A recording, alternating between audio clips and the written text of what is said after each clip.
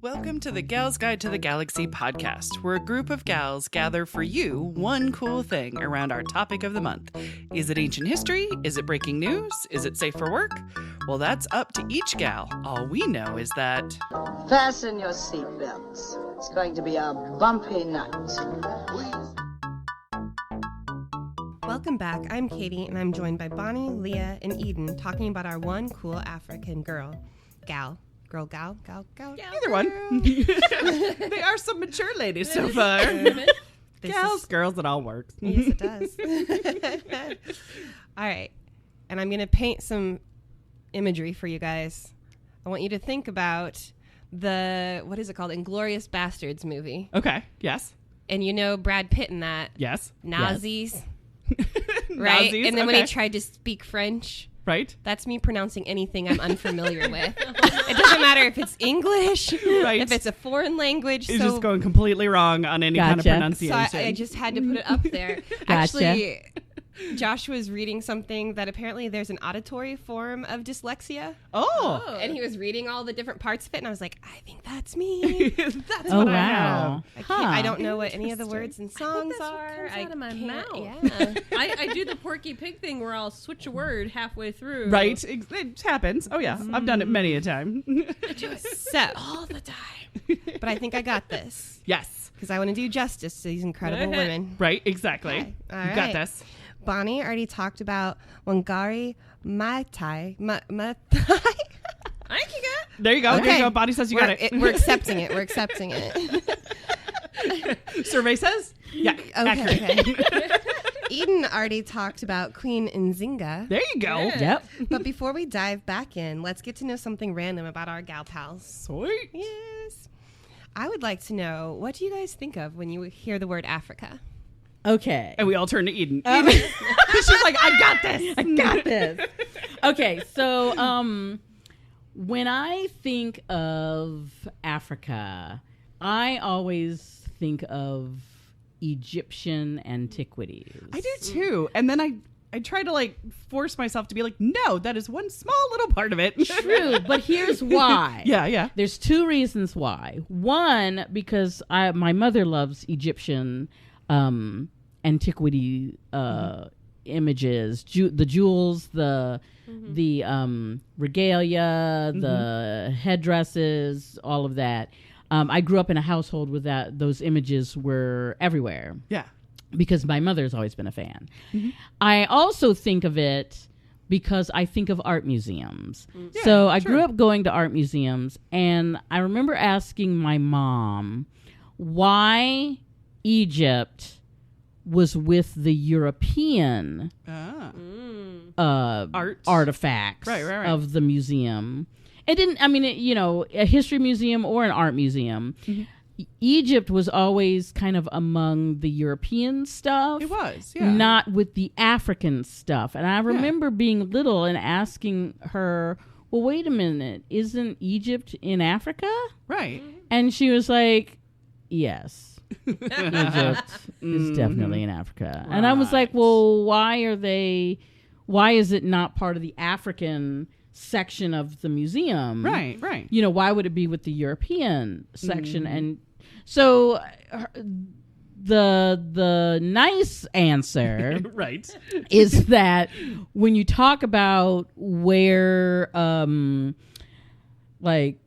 democracy and education and learning comes from, we tend to think of the Mediterranean. Gotcha. So you've got the southern shore of the Mediterranean, which would include Egypt. Mm-hmm. You also have the northern shore, which would be like Greece and Rome.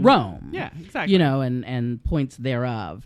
And and she's like, okay, that's kind of the nice answer. The not so nice answer is that people preferred thinking of Africa as a scary place full of people attacking for lots of savagery and unsophistication. Right. And granted, I'm basically a child of everything untrue. Right. Yes. And I'm a child of the 70s and 80s. So, back then you didn't have political correctness Not, I mean, I'm talking about the good stuff where, Right. they actually told what actually happened in history, not what they want you to know. Right.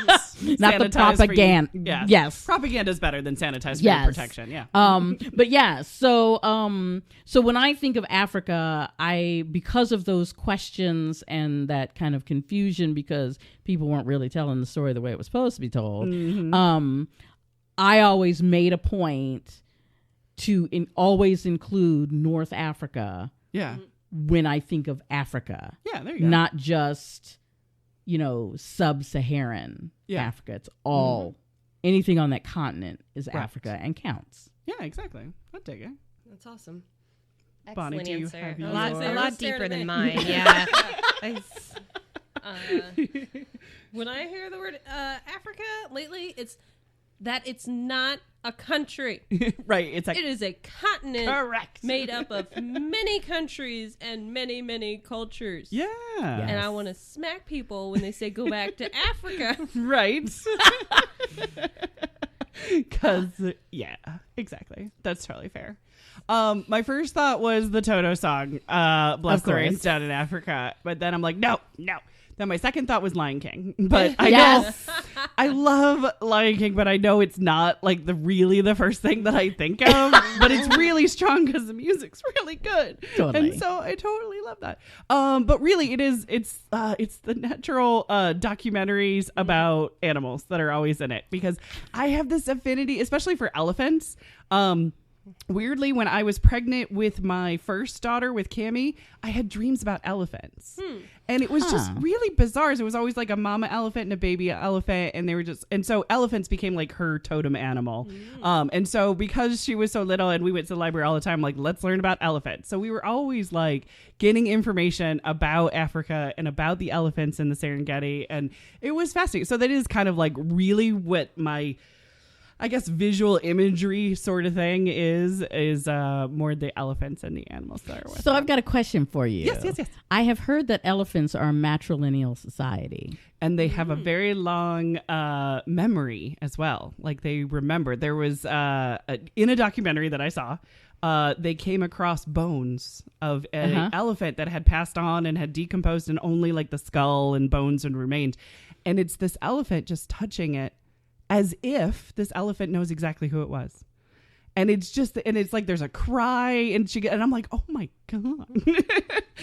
I think they're really like spiritually very deep and very interesting animals. And the ladies rule the lands. The big ladies. Yes. I've always thought that elephants were really fantastic creatures. One, because they're matrilineal, and they're the only animal that will sacrifice themselves, like will commit suicide to save the others if they have to. Especially if there's a baby. Yes. Yep. Yes. And bison. Gotcha. Do they do the same thing? Are also matrilineal. And there is a bison preserve up not too far from Angola, Indiana. Interesting connection. Yes. Yes. Interesting. A guy who is a dentist created this bison preserve, bought all this land. Neat. And you can go out in the back of a pickup truck. Yes, and they'll drive you out there. It's still Indiana. Right. But it's like a safari. Okay. I gotcha. It's got a, it's and Kilimanjaro safari rides, but Indiana style. Totally. I got it. Okay. But with corn. Yes, but with corn. And they'll tell you. I thought you said porn. Right. It is Indiana. And so, but yes, they have what they call a grandmother's shrine of a female skull of a bison, and they'll do the same thing where it's almost like they will pay homage to this patriarch or matriarch of the family. Yes, and I kind of wonder if that idea is rich in elephants. See, when did we lose this? I know, right? Katie, what is yours? I mean, I'm going to be honest. Yes, do it. You guys are way Absolutely. deeper than I am. But I always think about the movie with the hair shampooing, African Queen. Okay. Isn't it? I'm going to watch that man right out of South Catherine Pacific. Hepburn. Yeah. Yes. Oh, the African Queen in the African boat. Queen, and he washes her hair for her. That's right. I don't know. That's a great movie. It's such a good movie. I have a book. I think of Africa is Yeah. very romantic. Yes. Just Well, like there's it's Out of romantic. Africa came out in the 80s. absolutely. Well, I mean, the movie did, and the book was out earlier. We have a book in the library of Katharine Hepburn filming Out of Africa, and it's something like how I almost lost my mind and was killed while making while making the African Queen. And I'm like, interesting. I'm gonna have to That read is that. funny. It's actually pretty short, but it's written by Katharine Hepburn. Very cool. They had some adventures, let me tell you. That is a great movie. Exactly. Well, I had to ask this question because the amazing woman I'm going to talk about is more well known because of her TED Talks than her actual the literature she's produced. Gotcha. And one of her TED Talks was about the danger of a single story. Yes. Very nice. And it was about basically stereotypes. Like when we don't investigate for ourselves and learn more about a country or a region and their people, and we accept just this version we've been fed either in actual novels or media Or elementary school. or Right, elementary school, right. absolutely, then we're not truly learning, and we're definitely not respecting and honoring those people. Yeah, very We're much just so. accepting the easy answer, like the African Queen and hair shampooing. There you go. Case in point. I like it. Right. So my amazing woman Yes. is Chimamanda Ngozi Adichie. Look at you. I yes. practiced a lot. Sweet. I had Josh coaching me. No. Did you have like a ruler? Right. Listen to it again. Pronounce harder. So this amazing woman is a little more current than the two women we've already talked about. She was born in the 70s in Nigeria. Both of her parents worked at the local university in the Gotcha. city they lived in. So I haven't heard her personally talk about it, but just their careers make me think that probably education and literature and books were important in their house. Right. She says in one of her talks that her mom bragged that she was reading since she was 2 years old, and that she thinks it was probably more like 4. Right, exactly. You know, sometimes the legend. Yes. But she's always been curious and smart, and I feel like driven. Yeah. I think that comes through in the stories she tells during her TED Talks. And I have not read her novels yet. Confession time. I said 2020 is the focus on the book, but I You got have this. read her We Should All Be Feminists Yes. from her TED Talk, inspired by it. And one of her more recent releases is also a little bit of a smaller, thinner book, but it's a letter she wrote to a friend, and the friend had asked, how do I raise my daughter to be a feminist? So this is her response to that, and both were really incredible. Yeah. So I got to listen again to both of her TED Talks, which I highly recommend to everybody. I'll put them in the show notes. Yes. Yes, exactly. Because they both are phenomenal. They are phenomenal. And she just has such an interesting and unique point of view, I think. And she's cares and she's driven to know the story from all sides. She grew up in Nigeria. I'll say that again. She's from Africa. Exactly. She traveled to the United States to attend college. She received her graduated at the top of her class from a school on the East Coast. And then she has 2 master's degrees as well from universities in the United States. So she has a master's degree in creative writing and one in African studies. Oh, very cool. Nice. So, and I think for her, I would assume that second master's degree in African studies was really important to just see the full story of her roots in Africa. She talks about when she was little, what she would read would be books from England and the United States. And then when she started writing her own books, all of her characters were blonde and had blue eyes. And they were The all influence these, was there. yes. Yeah. And she just thought that all stories were about foreigners. Right. That's all she had ever read then. Right. Yeah. Right. So I think that it's been important to her to explore that story. And I know that she also talks about her impressions of America and what the experience was like coming here and realizing what her skin color meant in America and how it made her stand out from people. She had never experienced that in her life.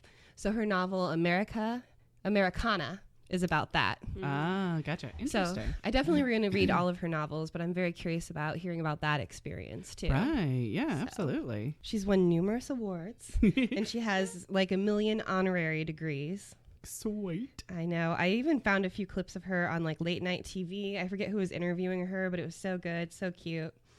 I've seen one with Trevor Noah interviewing her. Yes, I think okay, I've seen that one. I think that's the one I saw as well.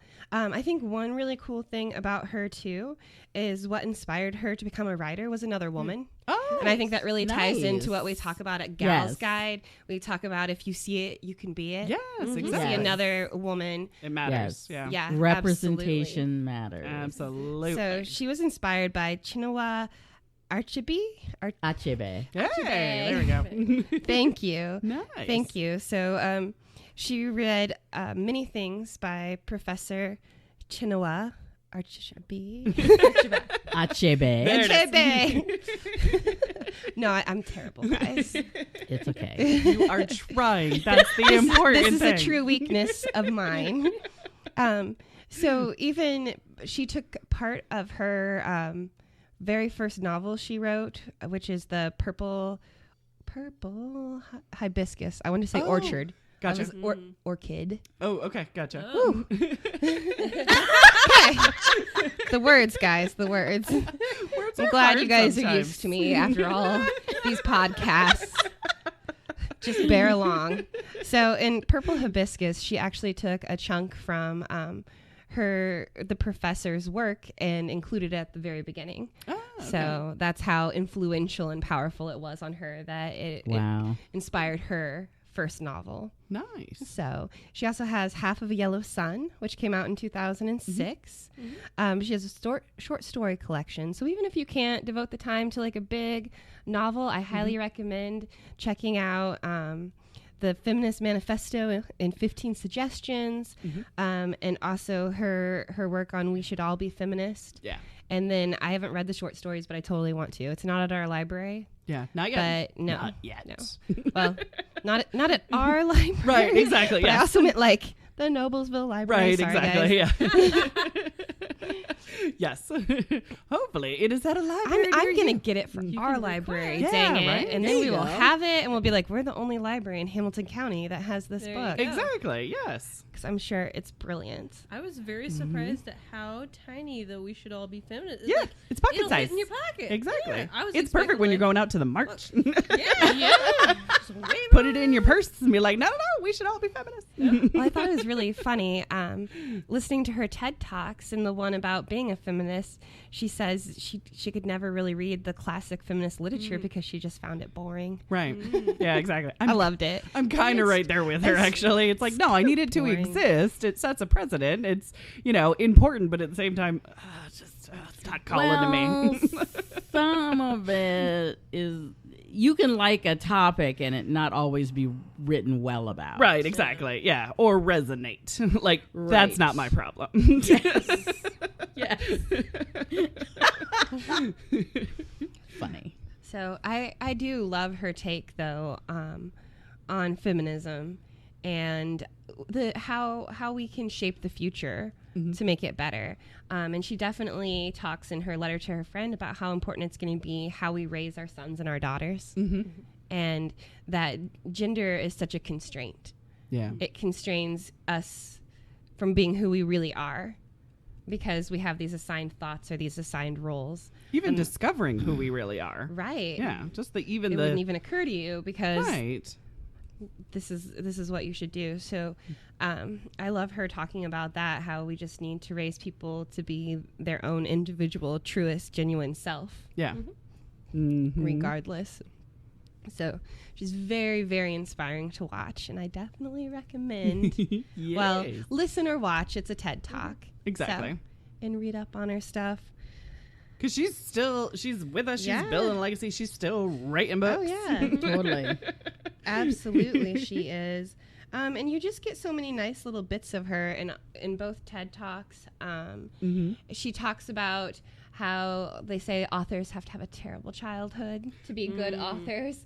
And They she's say like, this, yeah. right. She goes, I wish I could say that was true, but I had a very happy childhood. Good. Yes. But I want that on people. But she also talks about how her family struggled because of the political climate of Nigeria. Gotcha. And how education wasn't valued. So sometimes her professor dad and her mom wouldn't be being paid. Right. And it was happening more frequently, and things were becoming less available on the dinner table and shrinking down. Yeah. And she lost both her paternal and maternal grandparents Gotcha. during that revolution. Oh, no. So she definitely has had a lot of those experiences that are impactful and really make you think things over.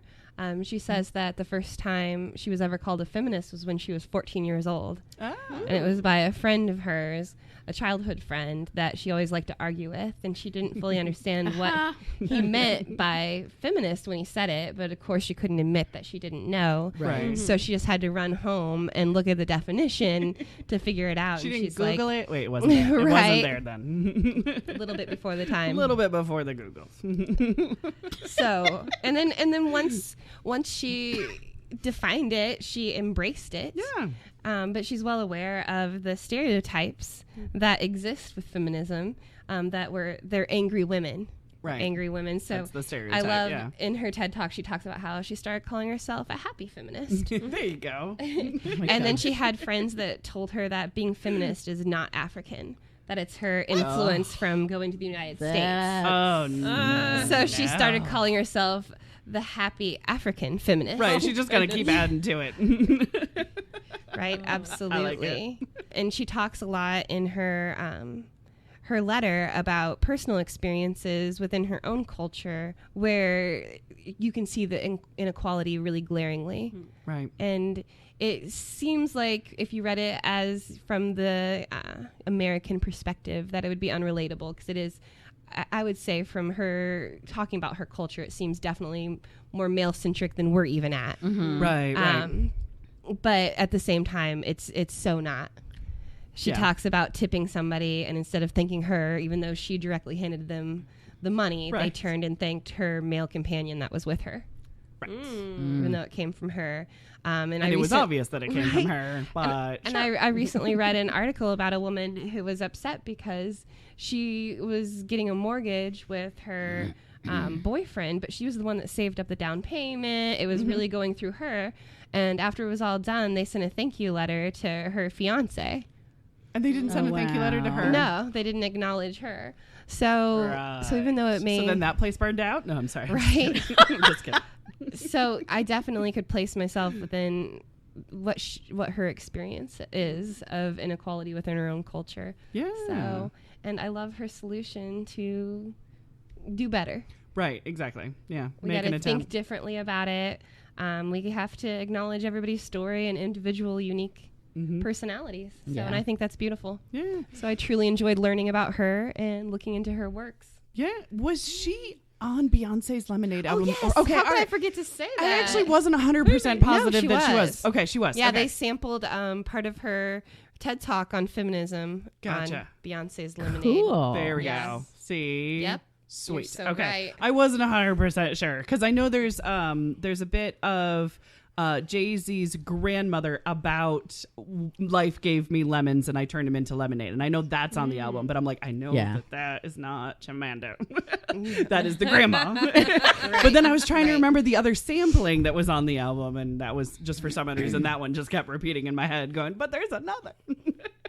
That happens here. I have a coworker who, for years, she's been the one paying the bills because her husband he cannot balance a checkbook. Like he Right. If he doesn't have the skills, he doesn't have the skills. He didn't Yeah. have a bank account until like 2 years ago. It Right. was all in her name. But Wow. like with the mortgage and stuff, like through the years, because his name was on it, somehow his credit improved but not hers, even though everything's all shared. Right. But he had a higher credit score, and she's like, they're all the same. Exactly. Oh, Shouldn't wow. it be the same? Yeah, so she's just still very, very upset about it. She's like, I do all the work, and he's benefiting. He's got a Oh better my credit gosh. score. Oh wow. No, it's those little, I mean, that one's pretty big, but it's the little things too. Like I was giving my fiance a hard time because we got a thank you shout out on Facebook from his sister-in-law for the baby gift, and it was me that shopped for it, ordered it from Amazon, sent it to their house, and I was like, I think she messed up, Josh, because it was just Aunt Katie getting this gift. Right, exactly. I was like, I think His next name was Christmas not even on I'm the not going card. to put your name on the card. No, I told him, I was like, I didn't put your name on that card. Exactly. I See? don't know what I think Uncle See? Then you need to Josh gave put the at the bottom, present. remember, this is not from Uncle Josh. Not from Uncle Josh. Oh my gosh. Until it is I mean, clear. it sounds petty. I know it. But it's one of those things where You want to I give credit feel where like- credit's due. Yeah. And I feel like it's not recognized by men either, because you do get Chimamanda talks about a very educated friend of hers that's like, I don't get it. I don't see where this inequality is at. I agree with you. People should be equal, but I feel like they are. We've come so far. And I'm like, but when you don't recognize that it's extra work and effort to take care of this thing. I think the issue is really the fact, and I think you hit the nail on the head when you said that as a general rule, men don't notice it. And I think that's the Invisibility cloak. problem. Yeah. It's the fact that it's something that is pervasive in our society and in a lot of ways globally, because it's not just the United States. Right. Oh, yeah. It's something that all women at some point are faced with. And it's something that men are so used to being given credit for something that they didn't do, that male culture says, oh, just say thank you. just Awesome. wave it off and keep going, Right. as opposed to teaching boys and young men to grow up and say, oh, okay, well, that was actually her. Right. To give Because- credit where credit is due. Right, because if I did something and you got the credit for it, Right. you would probably say, oh, It wasn't you know me. what? It was actually all her. Exactly. Do you know what I Yes. mean? Yeah. And I think that's kind of part of the problem. Speaking of, TED Talks and whatever, because I love me some TED Yes, Talks. that is I've my been lunch posting a break. lot of TED Talks on my Facebook page. I came across one that was absolutely brilliant, and it's something I've been thinking for a while, and I don't totally understand. I mean, I kind of do, but I don't really understand why we in America haven't recognized it yet.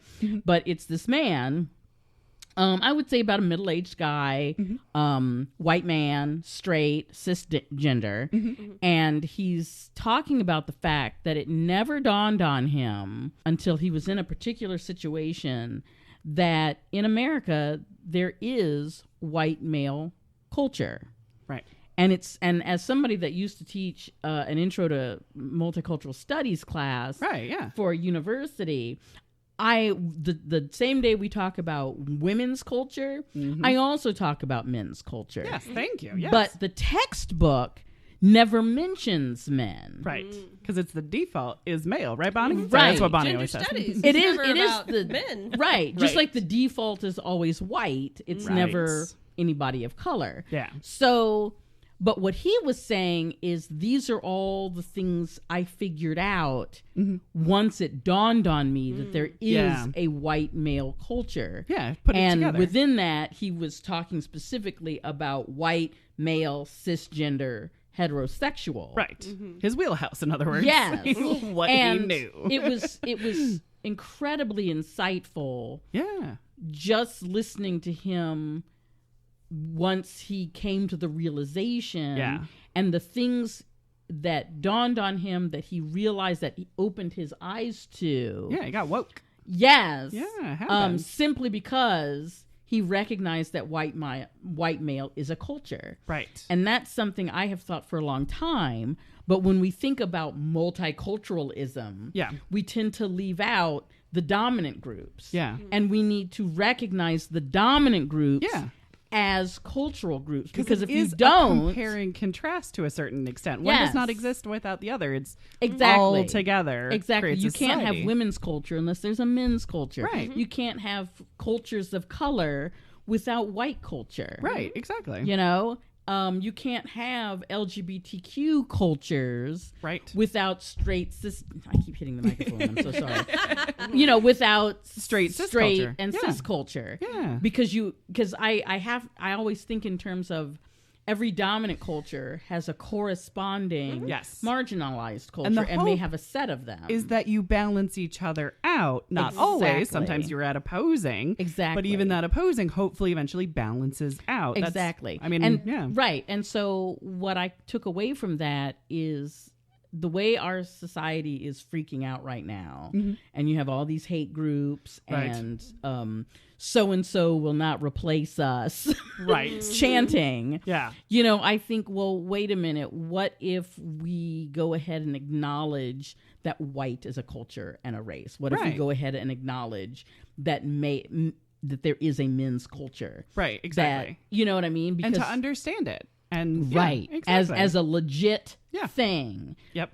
Women are just as legit as men. Right. White people are just as legit as communities of color. Yeah. And I think until we can reach a point Right. where we can recognize So that, we can get there. Yes, we gotta get people there. will still think that there is a white genocide going on and that everybody wants to kill off all the white people, and that's not Right. true.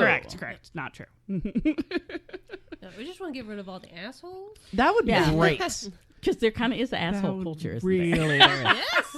Should we subculture recognize within that it doesn't designate Totally. it. Right. Yeah. There's But I didn't mean to digress quite so far. I think, but it's still No, on the it's so same true. feminism, equality. Yes. Yes, absolutely. Actually, it had yeah. me thinking also a little more about Chimamanda, what she says about feminism, and she also recognizes the male experience, the male gender, and Yes. what the stereotype expectation is, and that Yes. Because it doesn't help them either. no, No. it doesn't. She talks Right. about. I think the name given to it here in the United States, we're talking about is what is it? like men aren't allowed to have feelings. Right. But what's the name Gotcha. for that? There's like Ah, a buzzword crap. for it these days. There is. And I cannot remember it all of a sudden. Exactly. But she was talking Google. about the masculine culture and being manly, and in Nigeria they call it being a hard man. Are you talking about Ah. like toxic masculinity? Toxic masculinity. Oh, I there am. it is, Yeah. there it is. Okay. Yeah. Yes, So yes. she's definitely addressing toxic masculinity. Yeah. And the idea of associating men with money. Right. And Yes. Yes. Mhm. Yes. As And that the shouldn't be makers of your money and the people shouldn't that be your have money. identifying. Yeah, it's like women having Yes. children. That shouldn't be the thing you are identified Exactly. of or And- have value in. Right. Right. As a person. And it should not be your end all be all. So Exactly. just Yeah. like women are more than just wives and mothers, Right, and exactly. baby makers, And men are just more than just breadwinners. breadwinners. Yeah, exactly. I get so mad filling out my forms for my health insurance On and my the married- taxes. yeah. They're like, "Are you married?" I'm like, "No." They're like, "Do you have kids?" I'm like, "This is none of your business." Exactly. Stop it. Census. So mad at the forms. I know. But no, there's a lot of women who, don't want to identify as feminists, which, Right. you Exactly. can, you To want, each but his like, own. there's even a lot of women that don't see that there's an issue. They're like, we're equal now. And it's like, honey, we Right. only have the right to vote. That's Right. it. The Exactly. Equal Rights Amendment did not pass. Right. Like, Exactly. In fact, didn't they just pass it in Virginia? Virginia, I think that's the last Like state. earlier Still this has month? Doesn't it still have to go through something? Maybe. I think it has to Yeah. go one more hoop. I think it's Congress or But then Senate or they have to- something. Congress will have to decide if they want to get rid of that deadline or not. Right. Just yeah. 'cause I don't even know if any of the other ones had deadlines. Like, come on. Right. Exactly. Yeah. Yeah. But I mean, So- yay, we got the last state to Yeah. pass it. Woohoo. One step at a time. And then maybe. But then I it'll- heard some other state or a group of states were suing to revoke it because they said that some other states, they had passed it, but they want to revoke it, but they haven't done it. And I'm like, All right. well, if you haven't done the paperwork yet, Correct. then Right. Then going through. you've had time. Right. You only have 70s. yourselves to blame. Yes. Right. Exactly. Oh, that's funny. To go down to that personal level again, I thought this was funny because this is kind of what Chimanda's readings did to me. It made me look at things at my house because she talks Yeah. about a little story of her friend and her friend's husband. They're very much equals and partners, but they had a child together, and she was over once, and the husband changed the baby's diaper, and the mom thanked the husband Right. And she's like, okay, Does anybody think it's that? nice, right? It's nice to thank people. It is. Yes. And it made me really look at myself and how anytime my fiance Josh does housework, I'm like, thank you. Right. And I like to think of it as like positive reinforcement. Like it'd be really Correct. cool if more of this was going Let's on. You know keep what? this Here's going the on. thing, though. This. I know, but and then I told You're him not straight up, thanked I'm like, for it. I'm not going to thank you for this Yes. anymore. Yes. Because I mean, he does appreciate me, and there are some thank yous, but it's much more overlooked and expected from me Right. Yes. than from him. And he even we've kind of taken it to a joking level now, and he's been trying to trip me up and getting me to thank him for things. But even before we had like talked about this and I'd shared this with him, he would like really need to list off all the things he had done Right. and bring them to me and show me. Yeah. I think for the thanks. Right. Exactly. You know for what? the acknowledgement of I I did had a thing. moment. So my husband is older than I am. He was born in 1959, and which makes him 60. And Why do I feel like I'm you're not calling him 60. out right now? I know. And love you. Anyway, he started doing the same thing. He would do the dishes, and then he would say, see, I did the dishes. I'd be Right. like, great, awesome. Yeah. You know, we'll do a lot of trading off of some, you know, Yeah. I'll walk the dog if he does the dishes. It's a or- partnership. It's Yes. teamwork. Yeah. Yeah. You know, and so he got to the point where he would be like, hey, I did the dishes. Aren't you going to thank me? And Right. I said, I'm too busy doing it. No. I'm no. No, I didn't. Oh, What okay. I said was, you don't thank me when I do the dishes. Right. Exactly. So, equality. if you want to be thanked, you need to also thank me when I do something. Right. Exactly. And he actually stopped and thought about that. Yeah. And so, you know, like I said, you know, if there's chores to be done before we go to bed, Yeah. you know, we'll divide them up. Yeah. Divide You and know, conquer. Get it done. Yeah. He has type 2 diabetes. Gotcha. And Same. so he's got a lot of food restrictions and all this Yep. kind of, he's kind of is really low carb and all this kind of stuff. Yep. And so I said, look, the best way you can handle this is you be the menu planner. Right. You control the food because it Yes. affects your health. So you do the shopping, Yes. you do the cooking. Yeah. I'll do these things. Yeah. You know, because whatever is healthy for you to eat, it's going to be healthy for me to eat. Exactly, So right. Yeah. I'm not really sweating it. Yeah. Exactly. You know, and if we Yeah. have to if it's a little too extreme for our 11-year-old, Yes. we'll have something else. You'll figure it out for as him. it comes up. Yeah. You know, sometimes we make him eat what we eat, and sometimes, you know, Yeah. he's allowed to have something of his own choosing because the meal is just a little too restrictive. Right. Exactly. Yeah. Yeah. But you know, same deal. Yeah. And so he kind of, you know, he figured out, and I don't mind thanking him. Yeah. Because if he Right. does something, means Right. I don't have to do it. Right. Yeah. You know. Thank you but for vice on behalf versa. of the house. Exactly. So Yeah. that's how we kind of conquered that whole idea. Yeah. And you know, there's certain chores that I do all the time. There's certain chores that he does all the time. Yeah. And then there's some that we will. Just Back whenever and whoever forth. gets to it Yeah. first, sort of thing, Yeah. to get Yeah. it done. There's a lot of if you help Sean get ready for bed, I'll clean the kitchen. Right. Exactly. Right.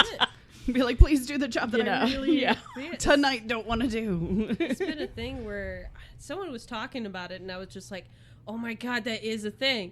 Where, like, if you're taking, you know, kids to soccer practice, Yeah. you know, it's just expected that mom is going to take off work and take them and, you know, get Right. them geared up, get them go. But when dad does it, it's, oh my God, he's such a great father. He's so plugged He's into his children's amazing. lives. Yes. Yeah, exactly. They get praised for doing, like, Yeah. for doing things they should be doing. Correct. Well, and I think there's actually a level where it is harmful, though, because, you know, kids are always watching. So my son's watching this between me and Josh. We were having a discussion, and my son pointed out that Josh helps out a lot, Helps. right? Yeah. I know that word, right? And I was like, Cool. well, yeah, because he lives here, and half of it is his responsibility as well. Right. But then I'm thinking I'm saying this to him, but it might not be what he's actually seeing happen. Right, exactly. At our house. Yeah. So What's Yeah. the I dynamic mean, at play? Yeah, it's really important to have that figured out and to model that for future men. Yeah, exactly. So- In my house, we've kind of come to the realization through trial and error that I am good with the emotional labor of the house. because I have emotions and I know how to identify them and help out. But he is very good with the physical labor of the house. Yes. And so because we know each other's shortcomings and strengths and we don't have to be everything to all people, we decided that is kind of where we like divide it up. But there are days where I feel like it's totally unfair on his part and on my part.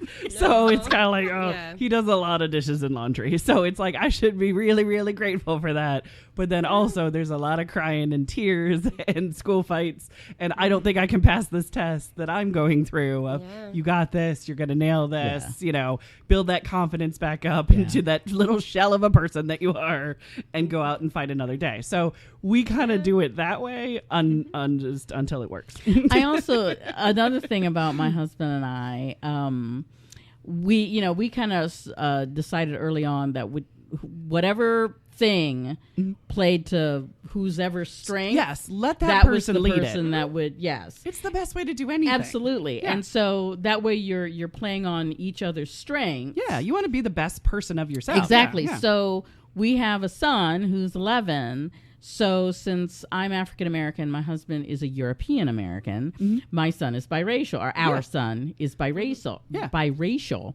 And so there are going to be things that impact our son that impacts him because he's a boy. Right. And those are things that my husband can speak handle to and because can he's support. the other guy. Exactly. Yes, absolutely. Whereas things that have a race-related bent to it, something that has to do with the fact that he's biracial, or something that has to do with his African American half, right?